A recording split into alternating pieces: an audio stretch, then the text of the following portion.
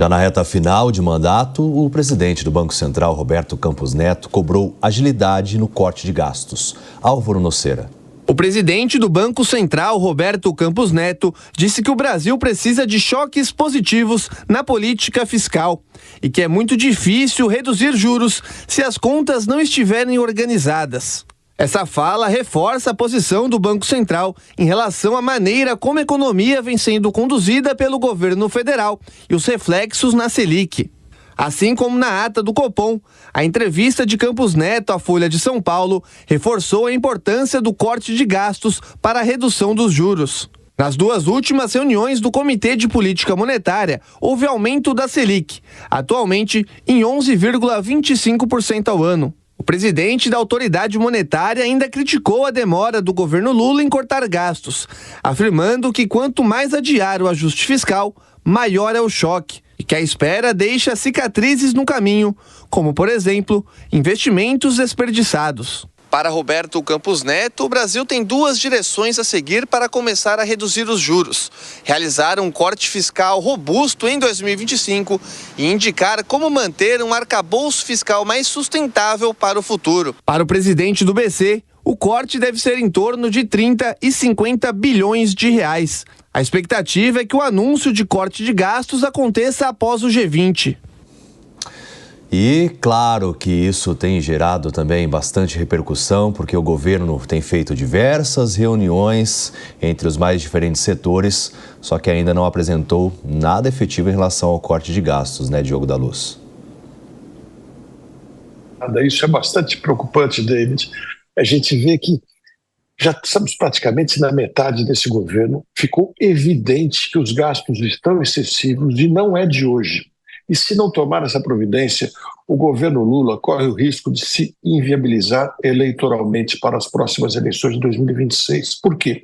Sem o corte de gastos, nós teremos um descontrole das contas públicas, lógico, como acontece com qualquer família que gaste mais do que arrecada.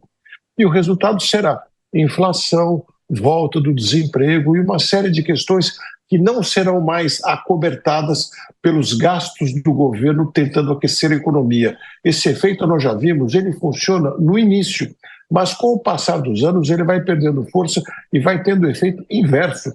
Veja o governo Dilma e tantos outros que já vivemos, especialmente na era Sarney, Collor e assim por diante. Portanto, o governo precisa urgentemente tomar a decisão clara de cortar os gastos agora. Terá sim uma redução no aquecimento da economia, mas pelo menos teremos realismo, consistência, controle da inflação, que é o mais importante para garantir a subsistência dos mais pobres. O corte que foi anunciado para a próxima semana já fora anunciado 3 semanas atrás. Então, resta muito nítido que o governo está desconfortável com estes cortes. Há uma disputa interna por quais ministérios terão as suas verbas cortadas e, principalmente, o presidente Lula não está confortável com estes cortes. Não faz parte da sua essência a realização destes cortes. Então, Campos Neto, e por incrível que pareça, numa dobradinha com Fernando Haddad, são as duas vozes dissonantes que entendem que ou são feitos os cortes e o governo se mantém dentro do teto fiscal, ou a nossa inflação e, consequentemente, a nossa economia serão afetadas. Resta a nós, infelizmente, só acompanharmos as cenas dos próximos capítulos. E Diogo da Luz, queria que você falasse um pouco sobre o pacote econômico do governo, como que está o andamento, como que você tem visto as decisões do governo Lula e de Fernando Haddad.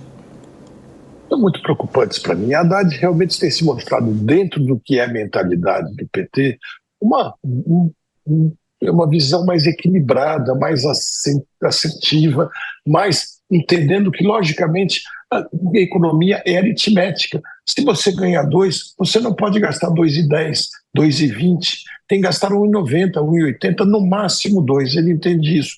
Os outros parece que têm a clara impressão que se gastar um pouco mais, depois isso voltará de alguma maneira. Mas não é assim que funciona a economia. Fosse dessa maneira, não haveriam países pobres, porque todos gastariam mais do que arrecadam, promoveriam um aquecimento da economia e seus problemas estariam resolvidos. Mas é incrível a dificuldade que uma boa ala, uma grande ala petista não consegue compreender isso de forma alguma e não admite que as coisas na economia não podem acontecer de um dia para o outro e elas têm que acontecer naturalmente. A riqueza é gerada, aí sim, pela iniciativa privada. Cabe ao governo não promover a geração de riqueza, e sim administrar da melhor maneira possível o entrosamento entre os entes da sociedade.